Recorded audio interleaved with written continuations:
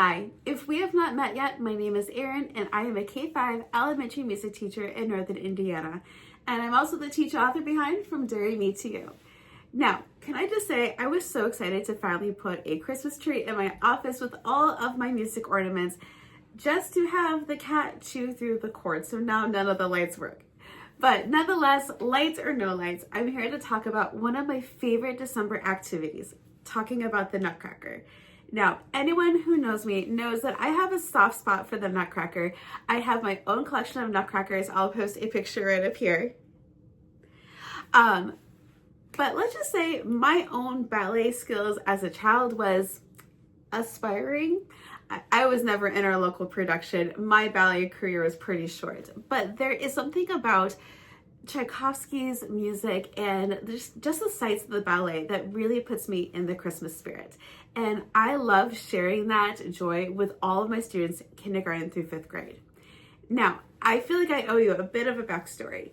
When I started in my current position, it had been a long-standing tradition that the 3rd graders did a big unit on etiquette with the classroom teachers and a big unit on the Nutcracker with the music teacher. And it would culminate in going to a field trip to go see the Nutcracker live in our local production, and then going out to a fancy restaurant to eat. And this was the field trip that everyone talked about, that everyone was so excited to go to, right up there next to 5th grade camp. But unfortunately, a few years into my time at my current school, we were no longer able to continue that field trip. And my kids were devastated, and I was heartbroken too, because I knew how much it meant to them. So I decided, if we can't go see it live, I'll bring the Nutcracker to them. And I expanded our Nutcracker unit from a 3rd grade unit to a week-long celebration, kindergarten through 5th grade. And honestly, there is so much in this ballet, talking about the music, the story, the characters, that it's really easy to spread the lessons and activities through all the grade levels. But I'll be honest, my brain is not naturally organized. I'm not an organized person in real life. So for a number of years, my lessons were so scattered, trying to find the same video that I used last year and trying to remember what songs I taught and what information I shared. And finally, a few years ago, I had the bright idea to make a digital Nutcracker field trip where I could house all of my lessons, links, audios, and activities all in one place.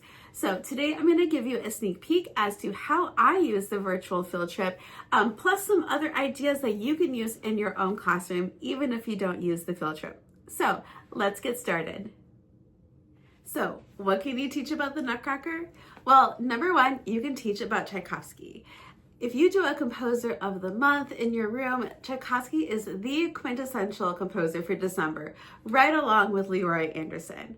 Now, I like to tell my students the story about Tchaikovsky, how as a child he was a very talented pianist, but his dad wanted him to become a lawyer, a much more lucrative job.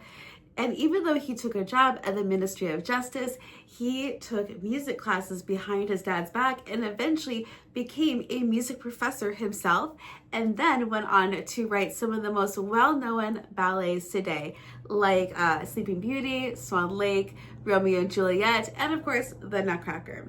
And here's another fun twist. Tchaikovsky did not write the original story of the Nutcracker ballet. He and his choreographer, Marius Petipa, took a novel called The Nutcracker and the Mouse King by E.T.A. Hoffmann, and they reimagined the story for the stage, for ballet. And this can lead to a really interesting conversation with your students about adaptations, how a book can turn into a movie or a musical, like Harry Potter. It started out as a novel series and then a movie franchise, and now is its own world at Universal Studios. Oh, and one more fun fact. The Nutcracker was not always the holiday hit that it is today. It really only became the classic holiday that we know today when the New York City Ballet premiered it and brought it to the States in the 1960s. Number two, you can teach about nutcrackers, because not every child knows what a nutcracker does, and a lot of children actually don't know that nuts grow inside hard shells that need to be cracked open. I love teaching my students that nutcrackers were originally designed to crack nuts. But the ones that we buy today are usually just purely for decoration. So I do remind my students to not try to crack nuts in their family's nutcrackers. I may or may not have had a kindergartner a couple years ago accidentally break their family's nutcracker at home once. Anyways, there's this amazing YouTube video that shows how handmade nutcrackers are made, and the kids are always fascinated by it. I also like to show the different designs. Some are soldiers, some are kings, and some are just more whimsical decorations. Number 3 is to tell or show the story of the Nutcracker. So just like there's a wide variety of choreographies and tellings of the ballet, there are many picture books stories of the Nutcracker. And I like to choose a different one each year for my kindergartners to third graders. And I explain that even though I read the story last year, there might be some different variations in the story because a different person is sharing the story. So I have a small collection of picture books, but in my digital field trip, I also have links to plenty of online read alouds, along with links to full productions and performances of the ballet. So for my 5th graders, while I can't take them to go see the Nutcracker live, I do promise my 5th graders that we will watch the entire ballet. Well, maybe about 90% of it. And I actually make popcorn for them on the first day. That's what I've been doing the past week. Number 4 is to teach about ballet. Now, especially for my younger students who don't really understand what the Nutcracker ballet is, after I read the story, I share with them that this story is actually performed with 0 words. In fact, not only does no one talk in the ballet, but no one even sings except for a couple people singing backstage. And unless if your students take ballet classes, they don't even understand how much strength and balance ballet requires. So there's several fantastic behind the scenes videos of the Nutcracker showing interviews of the major characters like the Sugar Plum Fairy or Marie and the Nutcracker. And it's really cool to see the kids react, understanding how they're telling a story with just their bodies and their movements and no words. But honestly, this is where I like to get my kids up and moving. And even with my rudimentary 1st or 2nd grade level ballet skills, I can at least teach basic positions like parallel, 1st, 2nd, 3rd, 4th, 5th position, and then simple moves like pliés and relevés, or even tendus where you point your toe out forward or to the side or to the back. For my extra wiggly kids, I'll have them stand up and practice chassés, or essentially side gallops across the room, or jetés, or leaps across the room. And they think they are the most fantastic dancers, let me tell you. But it's so fun to get them up and moving and dancing. And number 5, probably the most important of all, is to teach the repertoire. Now, the music of the Nutcracker is rich, and the best part about it is that the songs are short and they're accessible for elementary students. And this is where I love using my digital field trip the most, because I can have all of my information all together ready to go.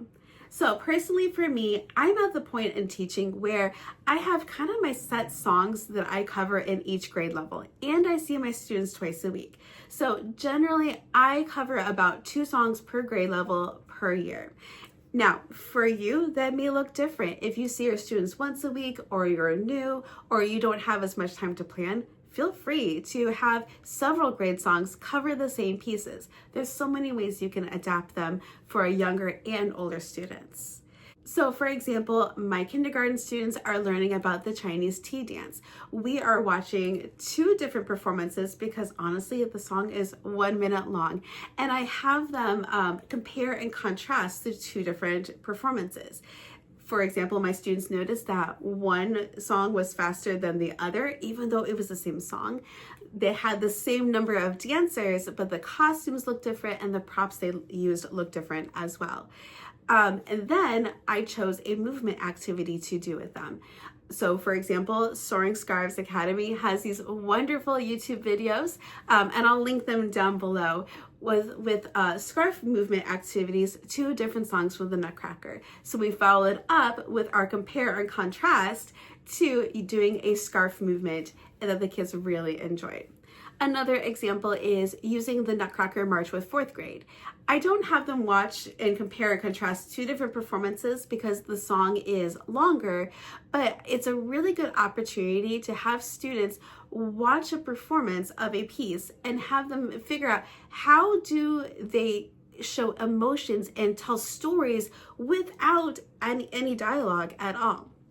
What I love about the Nutcracker March is that it has a lot of triplets, and my 4th graders are getting ready to learn triplets really soon.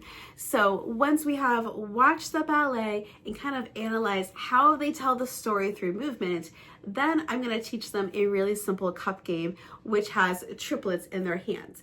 And I'm thinking I'm going to make this a lesson for next year. I'm trying a couple different rhythms out. I have an easier rhythm for one class and a more difficult rhythm for another class. But there are so many resources online and in books for movement activities as ways you can extend lessons. There's also rhythm play-alongs, boommacher play-alongs, percussion play-alongs out there. You can get out not just scarves, but you can also get out beanbags for passing games. You can get out, oh my goodness, stretchy bands and parachutes as well. So all in all, there is so much you can teach in the Nutcracker.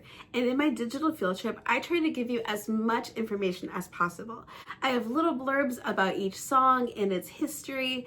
I have links to activities that I have found, but you can also embed your own videos, your own performances and whatnot, and really make it your own. Now, don't feel like you have to teach everything all at once. For me, my goal is to teach 2 songs per grade level per year until 5th grade when we watch the whole thing. And then I kind of split up 1st, 2nd, 3rd, and 4th grade, whether they learn about ballet or if they learn about how nutcrackers are made or if they learn about Tchaikovsky. So I kind of spread it out over all 5 or 6 years. So even if you're not interested in my digital Nutcracker field trip, I hope that this video has inspired you to teach ballet in the music classroom. And as always, hit like and subscribe. My goal is to post 2 videos a month, and my next video will come out after Christmas talking about setting intentions for 2026 and the rest of the school year. As always, happy musicking, everyone.